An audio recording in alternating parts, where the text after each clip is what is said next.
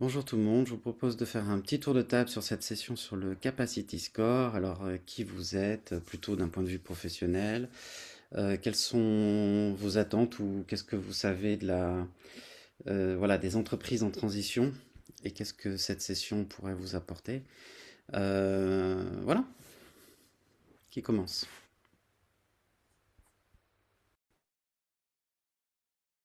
Je peux commencer ou Marine, je crois que Marine a levé la main. Vas-y, je cherchais mon micro. Je t'en prie. Donc, bonjour à tous, Guénelle Lacroix. Donc, on va dire ex-consultante RSE et en ce moment créatrice de l'offre bibliothécaire, donc qui est de la veille RSE pour consultants qui travaillent avec les TPE PME. Donc, très intéressée par ce nouveau score créé par Jérémy. Donc, j'ai déjà lu pas mal de trucs sur LinkedIn, mais bon, je voulais en savoir plus de l'auteur lui-même. Moi, de mon côté, donc Marine, j'habite vers Paris. J'ai fait 16 ans de conseil et dans un grand cabinet et maintenant je me suis mise à mon compte pour aider les projets impact à structurer leur action et du coup s'amorcer ou se développer plus facilement. Donc un mélange de strat et d'opération. Et donc j'étais intéressée par le Capacity Score pour mieux maîtriser cette notion et notamment parce que je vais avoir l'occasion de travailler sur des circulaires, donc soit du pivot, soit des entreprises circulaires by design. Voilà.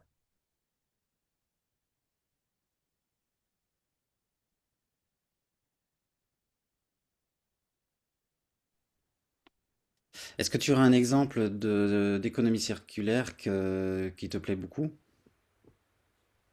Alors j'ai un petit problème avec l'industrie textile. Mhm. Un léger problème. Par exemple, j'aime beaucoup ce que fait la tête dans les nuages, euh, l'exploitation des toiles de montgolfière pour faire des poufs, ou là maintenant ils déchiquettent de la laine pour faire des canapés. Donc ça, je trouve ça assez génial. Mais sinon, de manière générale, ce qui m'intéresse, c'est ce modèle économique qui fait qu'on tient compte de l'environnement dans les process pour pas prendre plus que ce qu'on est capable de rendre. En tout cas, voilà. Ça me semble un modèle qui est complètement évident et qui, je pense, va se généraliser vu le contexte politique. Donc, c'est une bonne nouvelle. Non, c'est très clair, merci Marine. Du coup, je peux prendre la suite. Donc, moi, Sarah, je suis dans un cabinet de conseil strat plutôt transition environnementale et transfo qui s'appelle OSACT et qui est basé à Lille. Donc, voilà, on travaille beaucoup dans les Hauts-de-France et pas mal auprès des PME, on va dire, en particulier, tout secteur confondu. D'accord. Et qu'est-ce qui t'intéresserait ou quel est un sujet qui t'intéresse en général sur la transition des entreprises?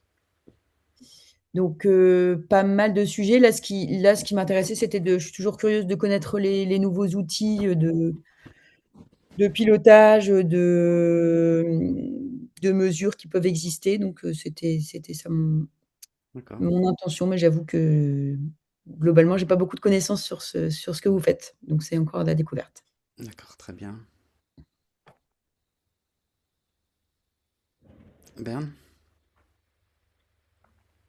Merci, Jérémy. Je fais la recherche des entreprises à niveau évolutionnaire.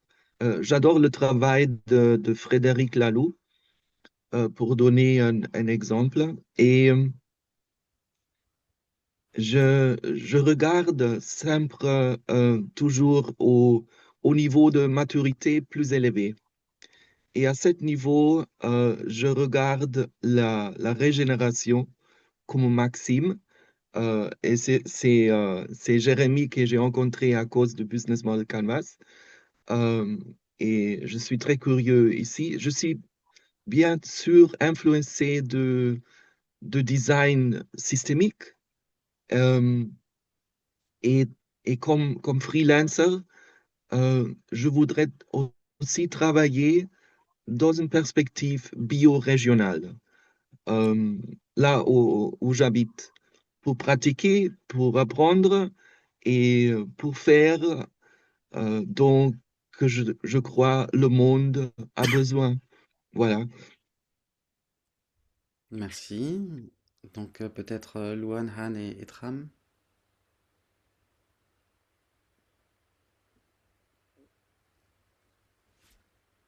en français ou en anglais, comme vous voulez.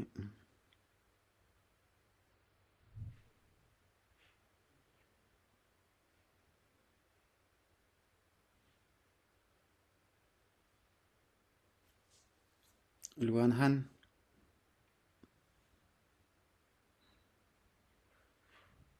Euh, euh, bon- Bonjour, je suis Han.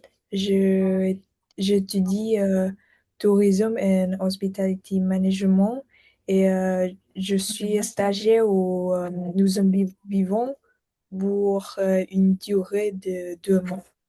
Et enchantée. Merci.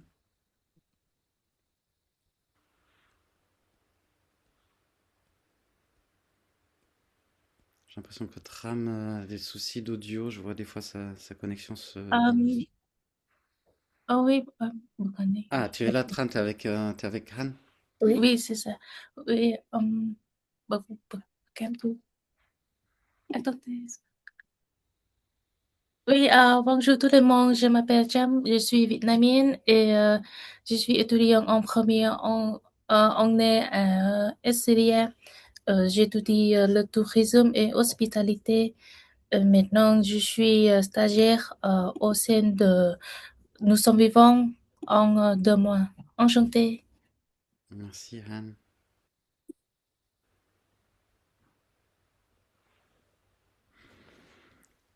Luan? Bonjour tout le monde, donc moi aussi je suis étudiante à Excelia Hotel and Tourism School et donc je suis dans la même classe que Han, Jennifer et Tram et je suis également en stage dans l'association Nous sommes vivants. Donc enchantée tout le monde. Super. Est-ce que Jennifer est là aussi ou peut-être qu'aujourd'hui elle n'était pas disponible? Je sais pas du tout. Bon, on avance. Donc, je vais vous présenter le Capacity Score et nous sommes vivants, etc. Donc, on va dire que moi, je viens du marketing puisque je suis un planeur stratégique. Donc, moi, mon métier, c'est de capter les tendances et les apporter aux marques pour, en particulier, faire de l'innovation à impact positif. Euh, Comme nous sommes vivants, ça existe depuis 7 ans. C'est un collectif. Nous sommes vivants, c'est un collectif d'indépendants, c'est-à-dire de consultants, de coachs dans toute la France. On doit être à peu près 50. Notre particularité, c'est de nous être lancés sur la régénération il y a 7 ans, avec une approche, la régénération du vivant, c'est-à-dire comment voilà, apporter les ressources nécessaires aux êtres vivants dans leur milieu de vie.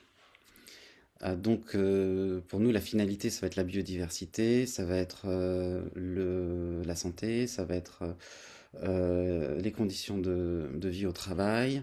Donc, en fait, nous, ce qui nous intéresse, c'est de contribuer donc aux capacités du vivant pour lui permettre d'atteindre son plein potentiel, vivant humain, non humain. Donc, bien sûr, les ressources naturelles ou, enfin, donc le carbone, l'eau, l'air sont fondamentaux, mais si c'est essentiel, nous on s'intéresse au potentiel du vivant dans son lieu de vie. On ne régénère que du vivant. On restaure une nappe phréatique, on régénère du vivant. Donc, parce que moi je viens de l'écologie et j'ai voulu apporter l'écologie dans les entreprises, aussi bien sous ces enjeux environnementaux que sociétaux. Et quand on parle aux entreprises, il faut avoir un point de vue sur l'économique. Puisque c'est la vocation d'une entreprise, voilà, menée par plusieurs, que de faire des affaires. Et après, toute la question est comment on fait des affaires. Et donc, comme on a commencé il y a 7 ans, là j'ai ressenti vraiment le besoin de remettre la régénération dans un parcours en 4 étapes pour montrer comment ça se structurerait une trajectoire d'évolution pour tenir ces objectifs RSE et économiques en même temps. Je me suis basé sur, il y a un livre blanc sur ce que la régénération veut dire pour les entreprises que j'ai rédigé.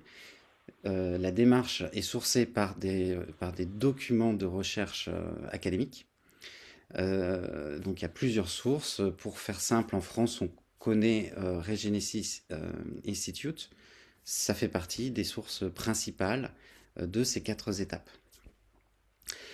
On peut toujours dire qu'il y a plusieurs trajectoires, que c'est un zigzag, que c'est un labyrinthe, que on n'est pas obligé de passer par l'étape 1 pour aller à l'étape 4. Tout ça est juste. Même les choses arrivent des fois en même temps dans l'entreprise. Toutefois, c'est bien d'avoir des repères.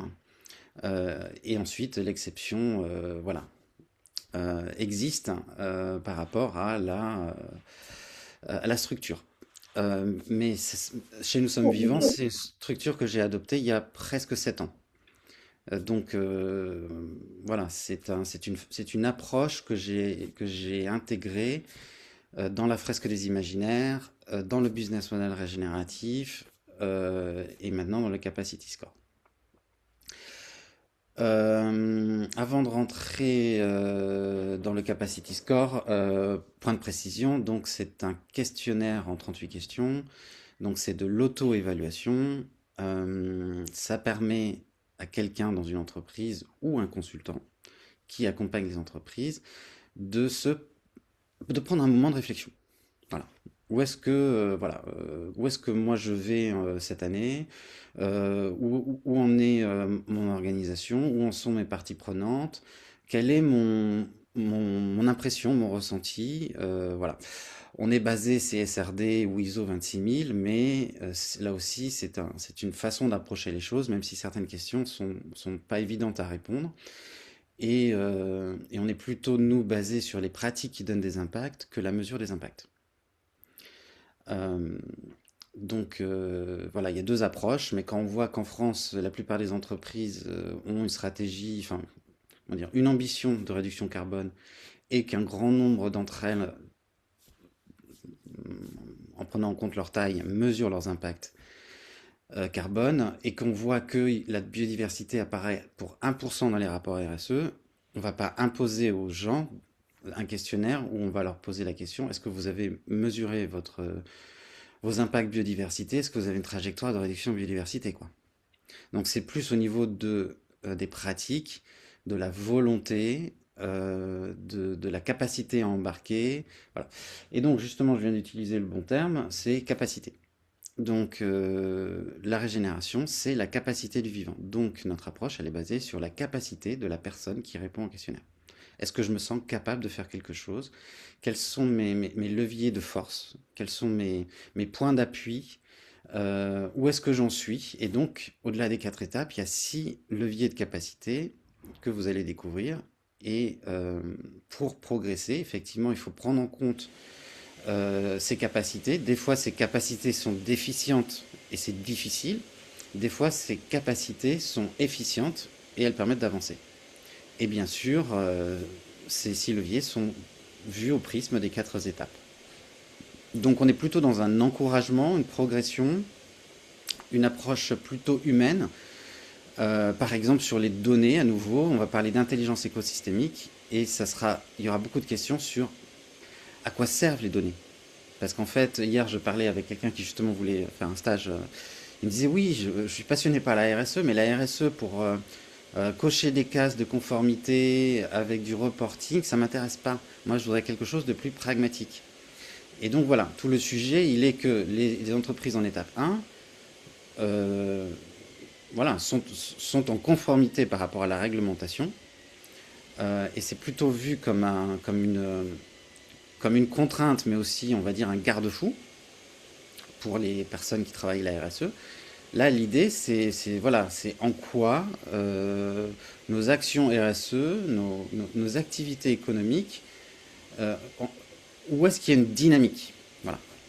Et une grosse particularité qu'on a, et je vais vous montrer certains rapports que l'on a fait en utilisant les rapports RSE et les rapports financiers, c'est justement de croiser RSE au niveau environnemental et sociétal et les données économiques et voir dans quelle mesure il y a une corrélation. Est-ce que, voilà, et ça c'est quelque chose d'assez unique. Et on a eu des bons retours avec des réunions avec des personnes pour lesquelles on a produit ces rapports.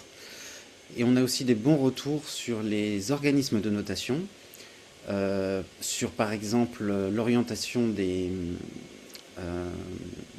les notations financières. Parce que justement, on aborde le sujet RSE en même temps que le sujet économique. S'il y a un bruit de fond, c'est malheureusement que chez moi, il y a des travaux. Enfin, c'est pas chez moi, mais c'est dans la cour. Je peux rien faire. Donc, je vous propose de regarder la présentation. Jackie, tu veux te présenter rapidement avant que je me lance pour te présenter?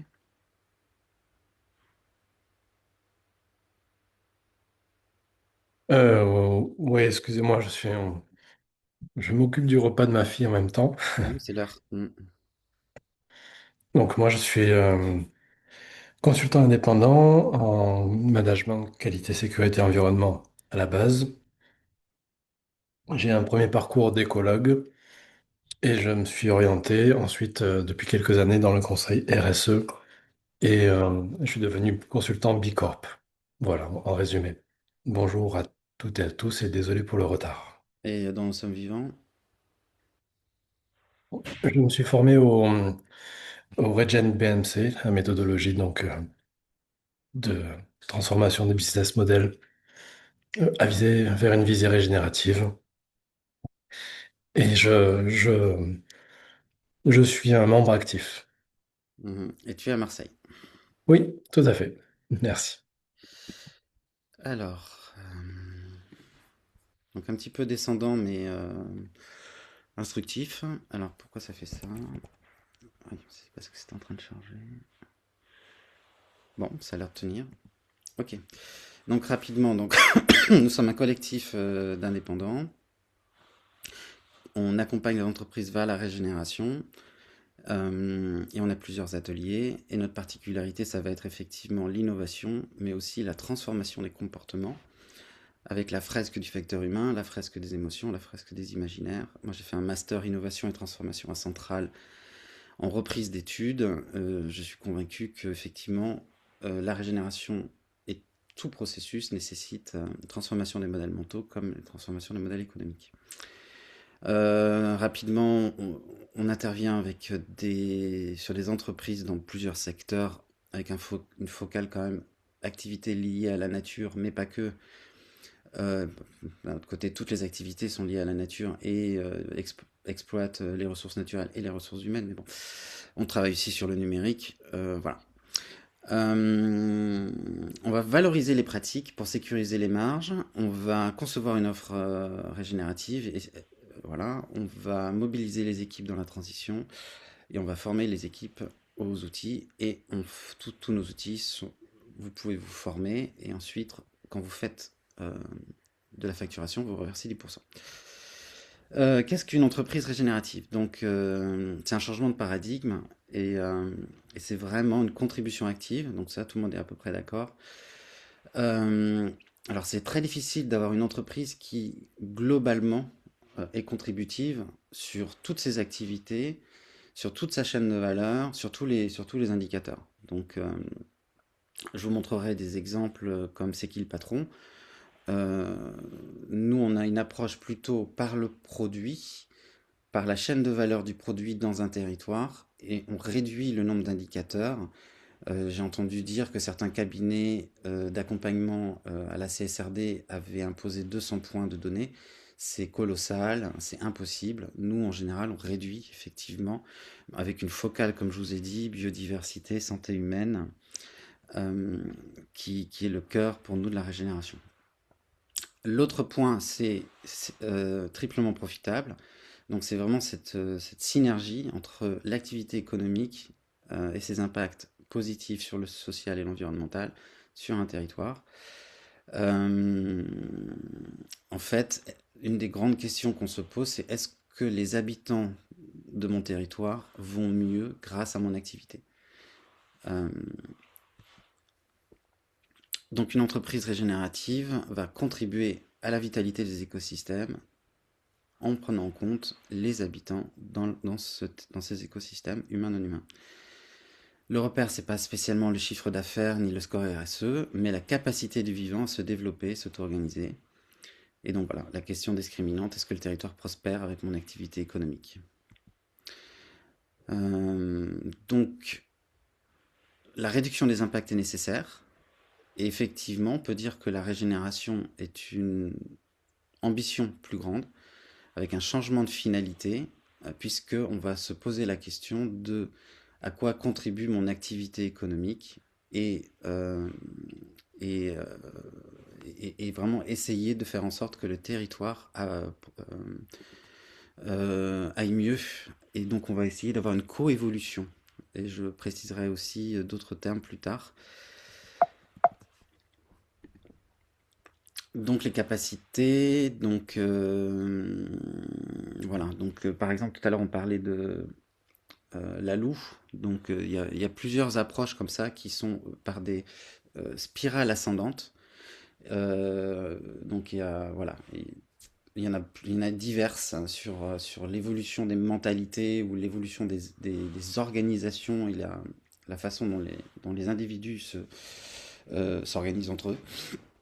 Donc nous, on va être un peu sur cette logique-là de capacité et de dynamique qui permettent de passer d'une étape à l'autre. Un exemple, c'est Patagonia. Et donc ça a été, enfin pour moi, c'est une entreprise que je suis de près depuis des années. Parce qu'elle est engagée sur le coton bio-régénératif, parce qu'elle a créé le label ROC, Regenerative Organic Certified aux États-Unis avec une coalition, parce que le textile c'est pas simple, et ils ont publié leur rapport RSE de 10 ans d'efforts, d'engagement, de dynamique, et ils avaient déjà travaillé, et j'avais déjà lu leur rapport assez extensif sur ce qu'on appelle la triple comptabilité. Et donc j'étais vraiment intéressé de relire ce rapport RSE et de confronter ça aux chiffres économiques. Parce que les entreprises, des fois, publient ce qui s'appelle un rapport intégré. Donc dans le rapport intégré, ça inclut les données économiques et les données RSE. Et donc, leur rapport 10 ans fait partie de ces rapports qu'on appelle intégrés. Et voilà, un des grands enseignements, c'est que Patagonia n'est pas une entreprise régénérative à date, mais elle a construit les capacités pour y arriver. C'est une entreprise qu'on va retrouver plutôt, vous verrez plus tard, au niveau 3. Mais que sur certains produits, donc le coton bio-régénératif ou chez Patagonia Provision, ils ont beaucoup de produits alimentaires issus de l'agriculture régénérative. Ce sont des produits où il y a une corrélation entre le volume de vente, la marge et les impacts positifs. Donc voilà, j'ai pas mal travaillé sur des cas concrets. On va retrouver vraiment c'est qui le patron qui sera détaillé plus tard, qui a le score le plus élevé à date, surtout sur du lait bio, avec la laiterie LSDH. On va retrouver un score assez important chez Expansience voilà, a déjà des produits issus de la culture biorégénérative avec un affichage produit dessus. Vous voyez que Patagonia est juste derrière. J'ai regardé aussi voilà, d'autres secteurs comme Michelin. Ici ne sont pas pris en compte ce que j'ai fait sur le tourisme régénératif avec un des lauréats de la régénération qui sur le tourisme, c'est l'écodomaine La Fontaine, et je viens de finir aussi sur l'architecture éthique. Donc j'ai essayé de couvrir un maximum de secteurs, et j'ai regardé aussi par rapport à certaines entreprises qui mettent la clé sous la porte en France ou qui ont des difficultés où ils en étaient, pour vraiment essayer de voir le parcours complet. Et donc pour mémoire, on remet tous les ans les lauriers de la régénération à des produits ou services régénératifs. Et donc nous, ce ne sont pas des produits qui visent la régénération, ce sont des produits qui sont contributifs sur une série de 5-6 indicateurs. Alors, pourquoi c'est intéressant? Pourquoi ça intéresse les entreprises? J'ai comparé Michelin et Patagonia. Donc, quelque part, ça n'a rien à voir, mais c'est deux grands groupes qui sont très engagés. Chez Michelin, on n'a que 2% des pneus qui sont en économie de la fonctionnalité, et on a des objectifs de remplacement des matières premières pétrosourcées. À date, ils en sont à 28% qui viennent de l'EVA, donc naturel, ou de matières recyclées. Et on a une RSE de haut vol, qui ne vient pas de nulle part parce que c'est une entreprise engagée depuis des années, en particulier sur le volet sociétal. Mais là, ils ont une baisse significative de leur chiffre d'affaires et de leur marge. Et cette RSE d'élite ne permet pas d'enrayer voilà, ces chiffres négatifs. Et ils ont des bonnes pratiques. Un des sujets est certainement comment valoriser ces bonnes pratiques auprès des usagers finaux, en sachant qu'ils n'ont pas la main sur les usagers finaux. Que le pneu est peut-être une commodité malgré son prix et son importance pour la sécurité. Et par contre, chez Patagonia, on a un plus 6% sur la période de 10 ans de chiffre d'affaires, plutôt des bonnes marges. Peut-être ces dernières années, une croissance un petit peu moindre, mais elle reste très forte. Et là, par contre, on a une augmentation des émissions de CO2, par exemple. 85% des produits sans fin de vie pour des problèmes... voilà. Et dans les deux cas, ça dépend pas vraiment d'eux. C'est-à-dire que le CO2, ça va être leur scope 3, ça va être leur... voilà. En particulier, d'ailleurs, leurs fournisseurs. Et sur les produits en fin de vie, c'est parce que le textile comme matière... le textile recyclé comme matière première coûte plus cher que le textile issu des champs. Donc voilà, ils disent, voilà, on n'arrivera pas à sauver les glaciers tout seul. Donc voilà, moi je trouve que c'est intéressant de relier les deux parce que, je ne sais pas vous, mais moi j'ai la conviction qu'une entreprise engagée mérite notre préférence. Voilà, et que des fois c'est pas plus cher, des fois c'est légèrement plus cher, des fois c'est pas le magasin à côté, mais ça fait sens et on a envie de s'engager auprès des entreprises qui s'engagent. Sur les profils de capacité, on va avoir des différences, mais on voit que chez Patagonia, c'est un problème de chaîne de valeur, ce que je viens de vous dire, c'est-à-dire l'engagement des parties prenantes. Et chez Michelin, ça va être un enjeu en particulier voilà, d'innovation.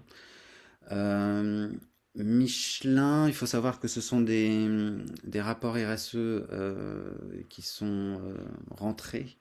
Donc ça dépend, les éléments de leadership dépendent pas mal de ce qu'ils disent et de comment ils le disent. Voilà, donc c'est pas forcément qu'ils manquent de leadership ou d'engagement, c'est plutôt qu'ils sont peut-être... voilà, le scoring n'a pas trouvé les données. Donc voilà.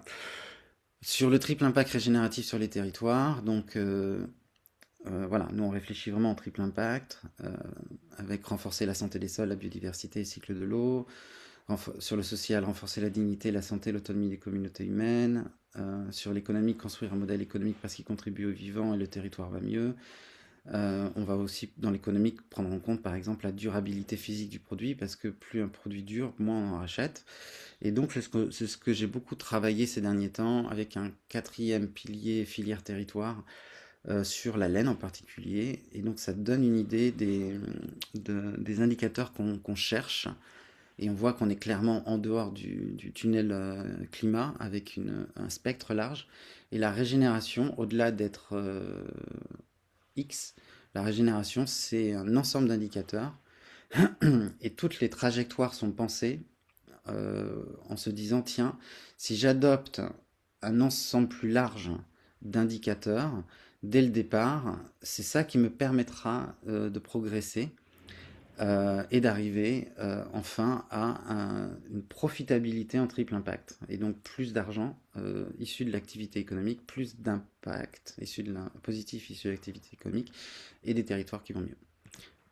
Si on regarde c'est qui le patron, qui est donc à le meilleur score et qui a gagné les lauriers de la régénération en 2025. Ils sont en posture régénérée, c'est-à-dire en termes de leadership, ça veut dire la posture du jardinier. Donc c'est révéler la capacité de chacun à atteindre son plein potentiel. Si on s'arrête là-dessus déjà, voilà, celui qui a créé C'est qui le patron dit, voilà, moi je suis là pour aider les producteurs, je leur demande de quoi de quel prix d'achat ils ont besoin pour bien vivre, pour être fiers de ce qu'ils font. Donc voilà, il est vraiment dans cette posture de révéler la capacité de chacun. Clairement, il est dans une posture économique de prospérité mutuellement bénéfique, puisque par ailleurs, il demande aux consommateurs quel est le prix qu'ils sont prêts à payer par rapport à un cahier des charges. Ils sont dans l'innovation parce qu'effectivement, voilà, leurs produits dénotent sur les linéaires. Le mécanisme est innovant. C'est la marque la marque nouvelle depuis 5 ans qui a la plus forte croissance. Ils ont détrôné du Lactalis ou d'autres marques dans les linéaires. Et voilà, clairement, il défend le Made in France, les producteurs, les consommateurs, tous les matins. Voilà. Et on est vraiment, vous verrez sur les enjeux de biodiversité, sur un lait bio issu de la laiterie LSDH, avec des cahiers des charges très exigeants et un rapport RSE très très très très complet, qui a permis d'avoir une vision globale de C'est qui le patron, plus connu pour ses engagements sociétaux et sa performance économique que sur ses engagements environnementaux.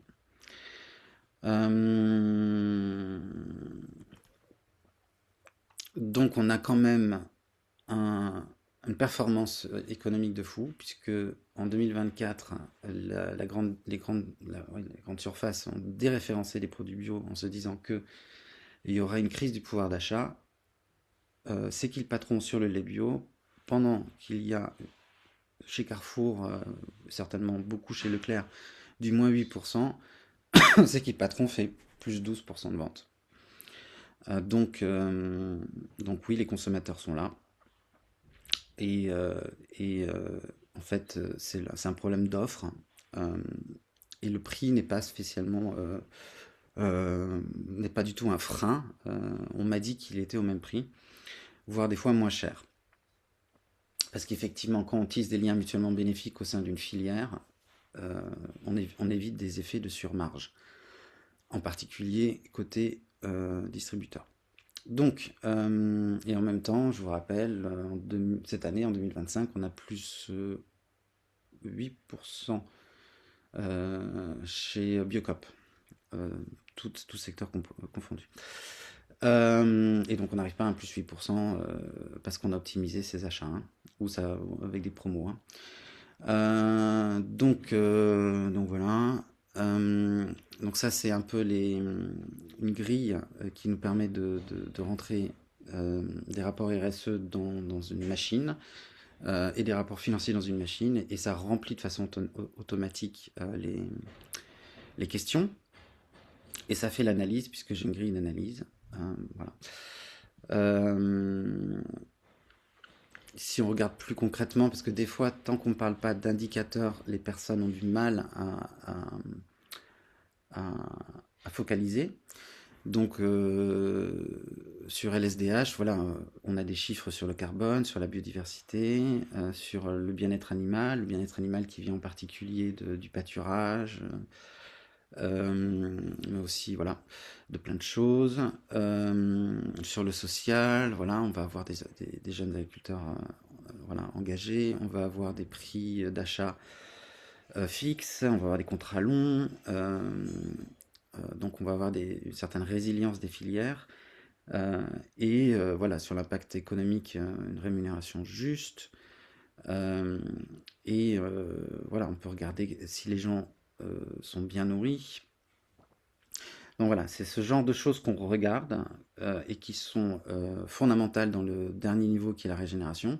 Parce que le dernier niveau qui est sur la régénération, il faut que ce soit environnementalement positif, socialement positif, économiquement positif. En niveau 3, on va avoir une construction sur deux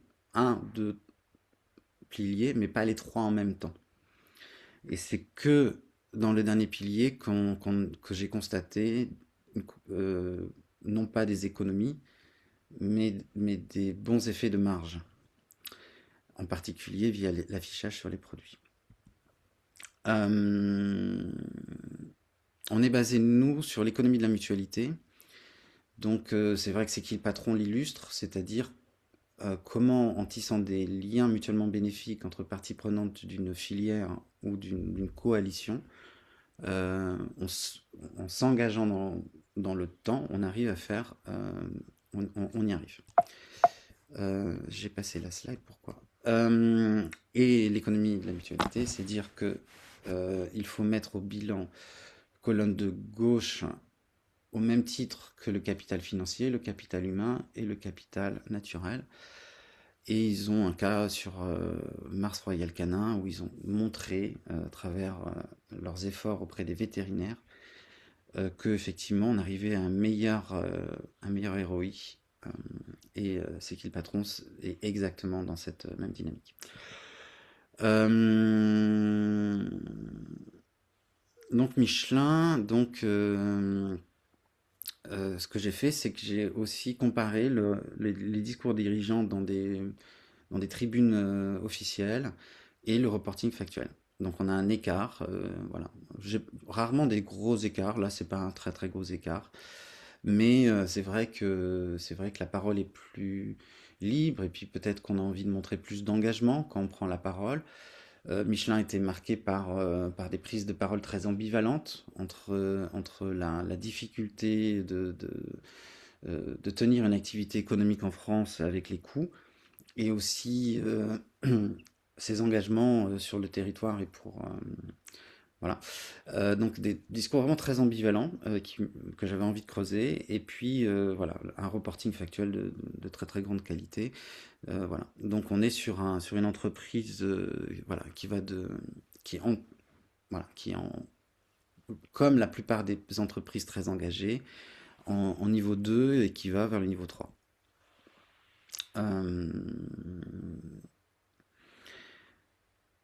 Dans le leadership, ce qui a été identifié, c'est qu'il reste quand même dans un modèle de compétitivité en disant que voilà, la Chine, les pays asiatiques, voilà, sont un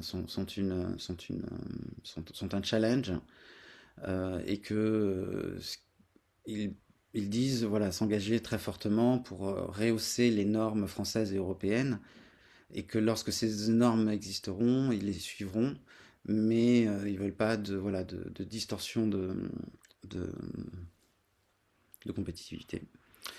Ils vont avoir par exemple en intelligence économique SBTN, qui est un moyen de pilotage de la biodiversité. En chaîne de valeur, voilà, la question c'est est-ce qu'ils sont prêts à co-investir avec les planteurs d'EVA, voilà, parce qu'ils dépendent quand même du pétrole et de l'EVA. L'innovation, donc ils sont sur une analyse de cycle de vie traditionnelle, c'est-à-dire que l'analyse de cycle de vie, ça va être l'eau, le carbone et d'autres indicateurs, mais ce sont que des indicateurs abiotiques. C'est un truc de fou, j'ai toujours pas compris. L'éco-conception en France, qui permet d'avoir un logo éco-conçu sur son produit, n'intègre pas biodiversité, quoique c'est en train de changer en ce moment, très récemment, et n'intègre absolument pas la santé humaine, et n'intègre pas du tout les conditions sociales de travail au sein de l'entreprise ou des fournisseurs. Voilà. Il y a d'autres labels qui existent sur les fournisseurs qui vont être Fairtrade. Voilà, il y a d'autres, il y a Fair for Life, hein, voilà. Mais l'éco-conception en elle-même, qui permet de dire ce produit est éco-conçu, voilà. Et donc ils sont à ce stade-là. Dynamique, donc voilà, très engagés sur leurs 130 000 salariés, et en gouvernance, voilà, un enjeu peut-être de descendre au marketing en innovation les données RSE.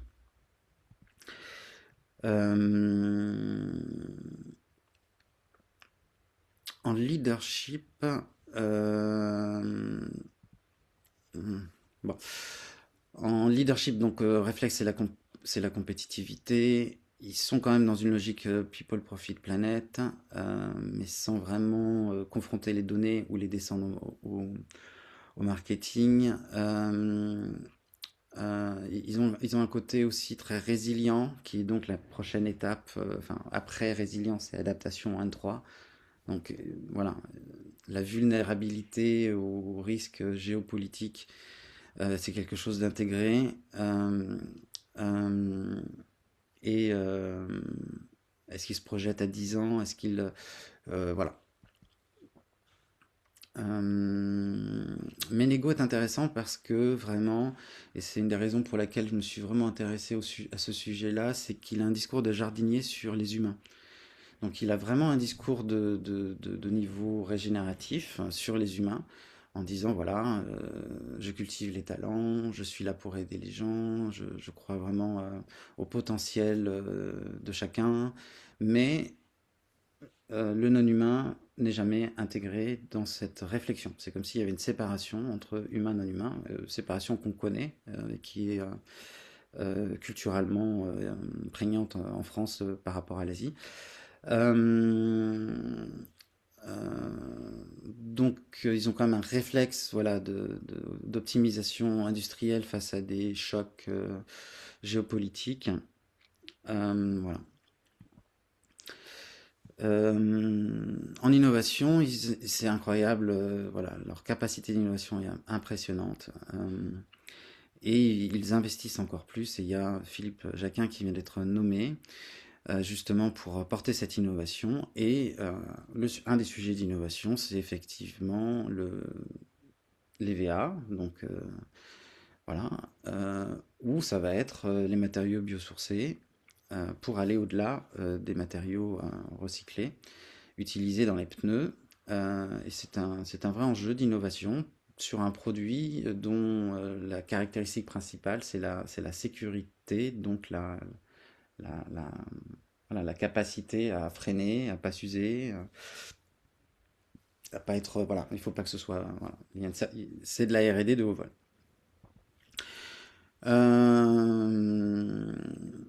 Je passe quelques slides, mais voilà, nous, sur l'aspect, le levier 3 qui va être la chaîne de valeur, on va vraiment regarder toutes les étapes et tous les acteurs, et on va essayer de voir dans quelle mesure on peut avancer ensemble. Donc ça, c'est très CSRD aussi, hein, de poser la chaîne de valeur, d'identifier tous les bonnes pratiques. Et quand je les ai rencontrés, je leur ai montré aussi que dans leur domaine, il y avait de l'affichage environnemental et sociétal qui permettait de porter auprès des consommateurs finaux ces engagements au-delà de éco-conçus qui, voilà. Donc je leur ai montré que dans le vélo, voilà, ça existait et que demain, ça pourrait exister sur un pneu, peut-être avec un petit liseré vert ou orange, rouge, je ne sais pas, ou en tout cas avoir une petite étiquette pour quand on achète un produit, il y a un élément de préférence qui soit potentiellement les engagements sociétaux et environnementaux. Alors, si on rentre dans le détail du Capacity Score, donc il y a 4 étapes, et donc vous pouvez faire l'essai en remplissant le questionnaire. Les réponses aux questions sont dispatchées de façon aléatoire, mais voilà, l'analyse, c'est celle-ci. C'est d'abord conformité responsable. Donc c'est vrai que ça ne prend pas en compte les entreprises qui ne sont pas en conformité. La conformité à date étant très challengée dans son périmètre, donc avec par exemple les lois Omnibus. Ce que j'ai fait là, c'est vraiment dans le pilier 1, d'être en mode de, voilà, on va dire carbone avec potentiellement une trajectoire enfin un objectif de réduction et potentiellement une trajectoire de réduction. Et c'est quand même un grand nombre d'entreprises qui vont rentrer dans cette conformité responsable. Euh, on va inclure dedans interdire le travail des enfants ou des choses comme ça, oui. Bon, donc c'est pas bon, c'est quand même des entreprises qui sont responsables. Voilà. Euh, dans le pilier réduire, ça va être étendre euh, euh, le périmètre d'analyse en double matérialité des impacts négatifs et positifs, et on va sortir du carbone pour commencer à intégrer d'autres indicateurs, et c'est en général une logique de gestion des risques. Donc c'est instabilité, stress sur la supply chain, donc c'est la logique d'optimisation, multiplier ses fournisseurs, des sourcings de différents pays, éviter les risques réputationnels, légaux. Voilà. Donc quand on rentre vraiment dans cette gestion des risques, il y a, il y a plus d'indicateurs qui apparaissent sur le tableau de bord. Euh, voilà. Et on commence très sérieusement à réduire les impacts négatifs.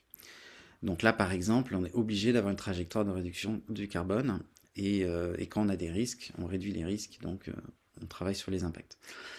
On est dans la réduction des risques, réduction des impacts.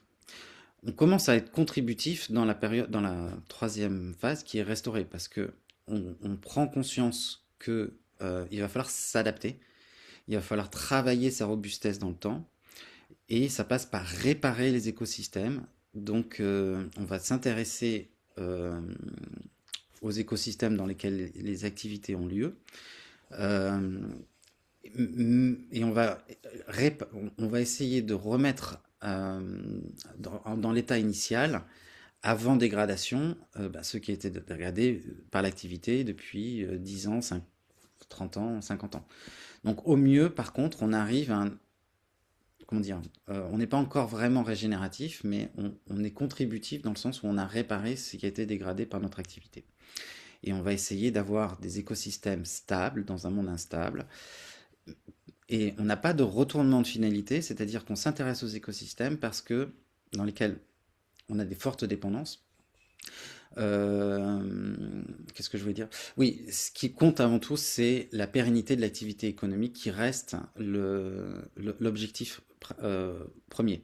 Dans la régénération, on a un retournement de finalité parce que on souhaite, comment dire, c'est une vision plus systémique, plus intégrée, où on veut que le territoire et ses habitants se portent mieux grâce à notre activité économique, et donc il y a plus de réflexion sur des liens mutuellement bénéfiques, et il y a peut-être aussi plus comment dire, de prises de décision qui sont faites avec des arbitrages justes et équilibrés entre l'économique, l'environnemental et le sociétal. Donc l'activité économique n'est pas un quoi qu'il en coûte.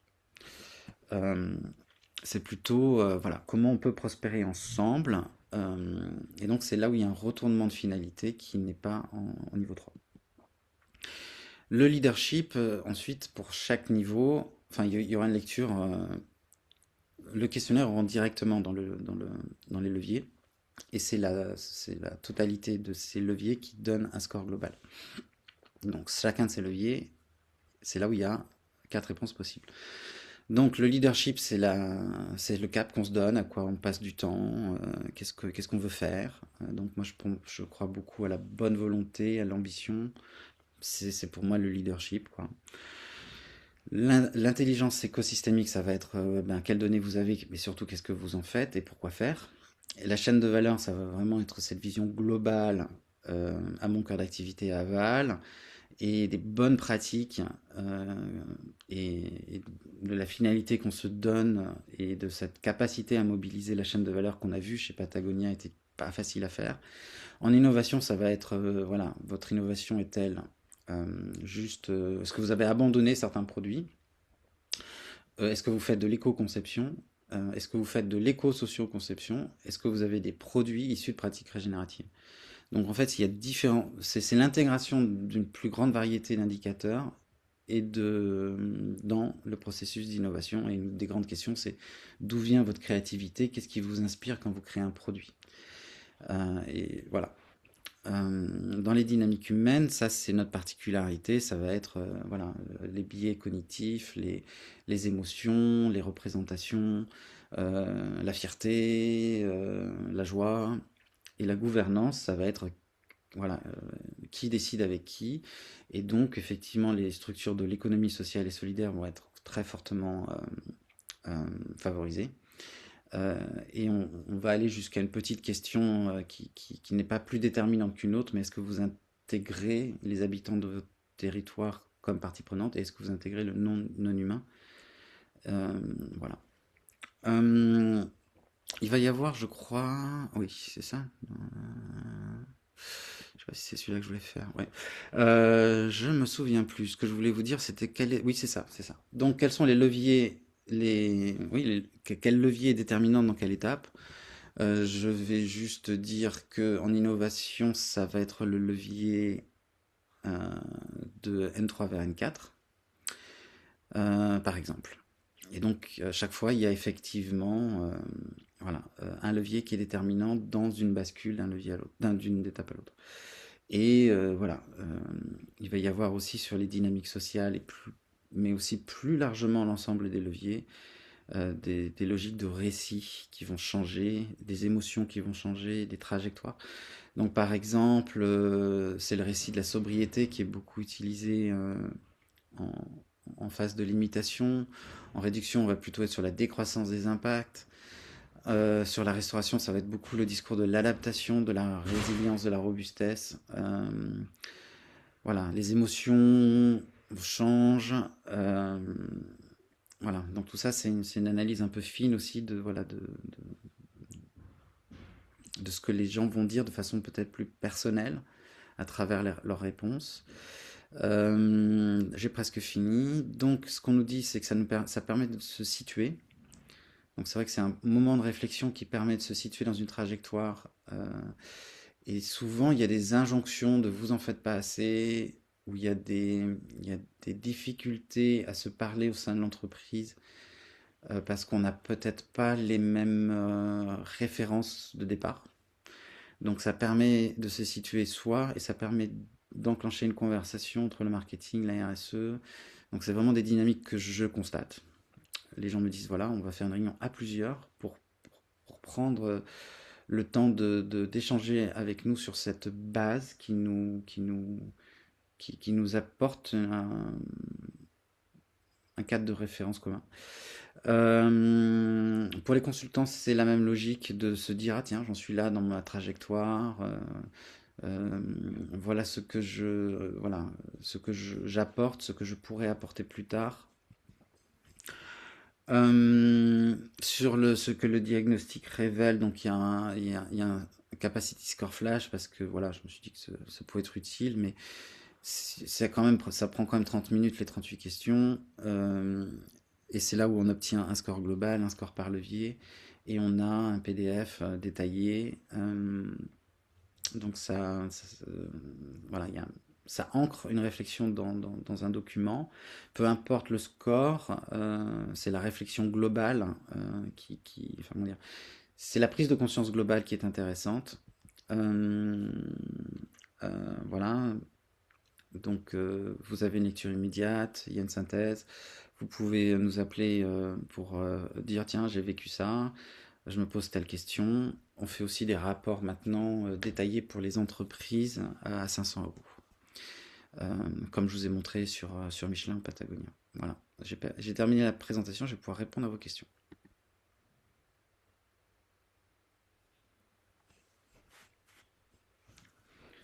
Qu'est-ce que je suis bavard, hein. C'est très clair, merci Jérémy. Dans le livre blanc que tu évoquais, tu as un recueil de pratiques que peuvent mettre en place les entreprises pour passer d'un stade à un autre. Il y a une phase là-dessus à la fin, oui. D'accord.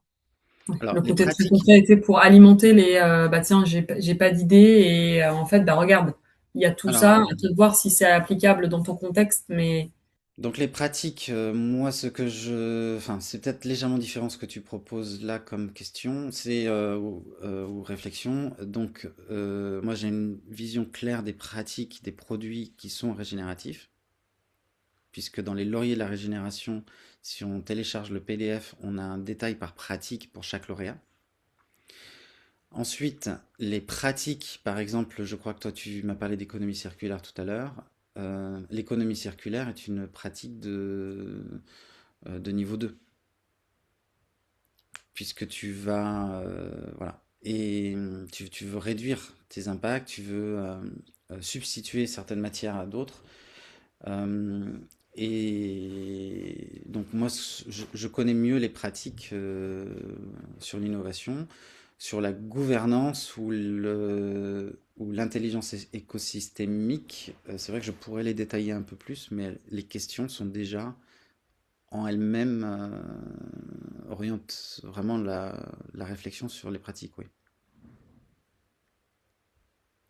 Après, c'est la difficulté enfin, économie circulaire, économie de la fonctionnalité, euh, mutualisation. Ouais. oui, l'économie de la voilà, tout ça, la mutualisation, etc., ce sont des pratiques de niveau réduire, euh, et on voit bien que ces pratiques-là, il faut les pousser très loin pour arriver à réparer ce qui a été dégradé. Mhm. Parce que c'est pas parce que tu intègres du textile recyclé dans ton produit que les populations ou les sols qui ont été détériorés avant vont mieux. Oui, bien sûr, bien sûr. Non, non, mais tu limites l'ampleur de la dynamique. Donc l'ensemble des pratiques que l'on a sur la table quotidiennement et dont on parle 90% du temps sont des pratiques de réduction des impacts. Mm, mm, Je- mm, mm. je- je- je- alors c'est un peu confusant ce que je vais dire, mais je limite ma pression. Oui, oui, tout à fait. Donc ça pourrait confuser par rapport au 1, mais limiter, c'est surtout, enfin, un jour, je crois que c'était BNP Paribas, je croise un des directeurs généraux, ben, voilà, à Change Now, et je vais le voir, quoi. Et je lui dis, mais pourquoi vous n'allez pas plus loin? Je vous lis, j'ai l'impression qu'on se comprend, mais après, j'ai l'impression qu'on se comprend plus. Il me dit, tant que enfin, tant qu'on ne mesure pas, ça n'existe pas. Donc limiter, c'est ça. Limiter, c'est se dire, qu'est-ce que je mets dans mon tableau de reporting? Mm, mm, Voilà. Après, maintenant que j'ai mesuré, je veux vraiment réduire, je fais de l'éco-conception. Ou je fais de mm, l'économie de la mm, fonctionnalité pour réfléchir à l'usage. Voilà. mm. Voilà. Donc, les pratiques d'adaptation, on voit bien qu'elles sont moins connues, ou les pratiques de robustesse, ou les tests de robustesse sont des choses nouvelles. Et les pratiques de régénération, par contre, elles viennent de l'écologie qui n'a pas toujours croisé le monde de l'entreprise, quoi. Mhm. Encore. Donc, les gouvernances partagées, voilà, les pratiques bio-régénératives, et on va entendre des choses du genre philosophiquement, où j'aime, voilà, c'est génial, c'est une boussole, c'est très inspirant. Personnellement, je me suis formé à ces méthodes, mais quand je rentre dans l'entreprise, je suis vu que, enfin, c'est pas possible. Mm. Donc voilà, tout le but du jeu, là, quand je remets les lauriers de la régénération, c'est de montrer que Léa Nature, Ecotone, Expanscience ont à la fois pris l'esprit et l'ont mis en pratique, et ça a marché. Mhm. Mhm. Voilà. Qu'est-ce que je voulais dire d'autre sur ta question? Voilà, je pense que c'était à peu près ça l'idée. Ouais. Mm. Mais je trouve ça intéressant, tu vois, circularité est déjà une bonne dynamique Mhm, et le contexte pourrait favoriser ça. mhm, Après, c'est pas suffisant, mais dans la transformation générale, mhm. et d'où ma question pratico-pratique qui est, bon, bah, à ce stade, tu pourrais faire ça, ça, ça, ça, ça, mais anticipe déjà l'étape d'après qui serait Voilà. plutôt de fonctionner comme ça, tu vois. D'où ma question pratico-pratique. Mhm. En fait, les entreprises, je pense qu'il y a plus ou moins, elles entendent parler ou elles ont intégré l'urgence. Mais donc là, on arrive dans mais comment on s'y prend, quoi. Voilà, c'est ça. Et effectivement, voilà. Et moi qui viens du marketing, voilà, l'économie sociale et solidaire a un modèle économique qui fonctionne, ça rapporte de l'argent, ça fait de l'impact. Le bio, ça fait de l'argent, ça fait de l'impact. Le bio, c'est la meilleure pratique. Le label bio avec Déméter sont les meilleures pratiques pour la biodiversité selon l'INRAE. On va pas tergiverser là-dessus, quoi. Voilà, et la transformation du modèle économique, en fait, moi je la vois plutôt sur le core business. C'est-à-dire que l'économie de la fonctionnalité, je la vois souvent sur un objectif à 10 ans, de quelque chose qui pourrait remplacer mon business actuel. Mais il n'y a pas cette... enfin, comment dire? C'est peut-être qu'il y a, il y a encore, comment dire, de la profondeur ou de la... et que je n'ai pas les exemples en tête. Mais souvent, je constate que sur l'économie circulaire ou sur l'économie de la fonctionnalité, ça fait peu de chiffres, ça représente peu sur l'ensemble du chiffre d'affaires, et ce n'est pas quelque chose qui est intégré dans la façon de concevoir tous les produits. À des exceptions près, hein, par exemple, voilà, on passe, voilà, je pense au jean circulaire de 1083, ben oui, c'est intégré. C'est une petite structure merveilleuse qui est très inspirante. La régénération, par contre, je constate que voilà, il y a des entreprises voilà. Je pense qu'on fait du profit en triple impact dans la régénération et que c'est enfin quelque chose où les choses, enfin, c'est une façon d'aborder les choses qui, au-delà d'être une boussole, est quelque chose qui fonctionne au niveau économique. Merci. Je ne sais pas si quelqu'un d'autre a une question. Celle-là était pas mal. Pas de questions, c'était très bien, merci beaucoup. Merci. Je dois lire le livre blanc et digérer toute cette information. Et quand j'ai fait ça, je veux retourner et faire les questions ou faire mon propre cas pour des entreprises qui font moins de produits ou le produit est plus un service. Alors, oui, c'est vrai que c'est oui. C'est vrai que tout dépend de l'état d'esprit dans lequel on rentre dans le questionnaire. Je m'en étais pas rendu compte. Mais bon, ça fonctionne quelle que soit l'étape. Donc, il n'y a qu'une partie qui concerne l'économie, la façon d'innover. Et la façon d'innover, effectivement, intègre peut-être pas assez l'économie de la fonctionnalité qu'il y a 3 mois, j'avais moins en tête que maintenant.